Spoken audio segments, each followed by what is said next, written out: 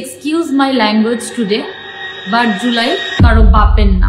সর্বদলীয় আমজনতার জুলাই কোনো দলীয় সম্পত্তি না। কোনো রাজনৈতিক দল এককভাবে জুলাই ঘোষণাপত্র পাঠ করার অধিকার রাখে না। সারা বাংলাদেশের মানুষ 18 জুলাই দেখেছে গাট্টি বস্তা বেঁধে পাবলিক বিশ্ববিদ্যালয়ের আপনারা ক্যাম্পাস ছাড়া মানুষ, আর আমরা স্যার একটা মারলে 4টা আসে সেই আন্দোলন করে ফ্যাসিস্ট নামানোর মানুষ।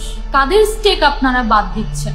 এই জুলাই অভ্যুত্থান শহীদ, আহত, প্রাইভেট, মাদ্রাসা, স্কুল, কলেজ, হেফাজত, সাংবাদিক, শ্রমিক শ্রেণী, সেনা অফিসার থেকে শুরু করে সবার এই ঘোষণাপত্র এককভাবে কোনো দল নিজেদের মতো করে পাঠ করতে চাইলে ওই সকল মানুষকে অবমাননা করা হবে যারা নিঃস্বার্থভাবে রাজপথে নেমেছিল। নতুন সেনোরা, গাইনোকোলজিক্যাল সোসাইটি দ্বারা স্বীকৃত নিরাপদ ও সুগন্ধিমুক্ত স্যানিটারি ন্যাপকিন সেনোরা। জুলাইয়ের বিস্তৃতি সারা বাংলাদেশ জুড়ে। সেই জুলাই এককভাবে দখল করার অধিকার কে দিয়েছে আপনাদের?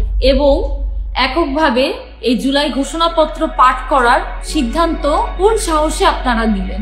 জুলাই ঘোষণাপত্র আসবে সরকারের মাধ্যমে রাষ্ট্রীয়ভাবে, এবং জুলাই ঘোষণাপত্র থাকতে হবে সংবিধানের মধ্যে সমগ্র বাংলাদেশকে নিয়ে। সুতরাং জুলাই চেতনাকে বিক্রি করে রাজনৈতিক ফায়দা হাসিল বন্ধ করুন। এসব সুবিধা অর্জনের জন্য জুলাইয়ের প্রতি মানুষের অনীহা সৃষ্টি এবং জুলাইকে প্রশ্নবিদ্ধ করা থেকে আপনারা বিরত থাকুন।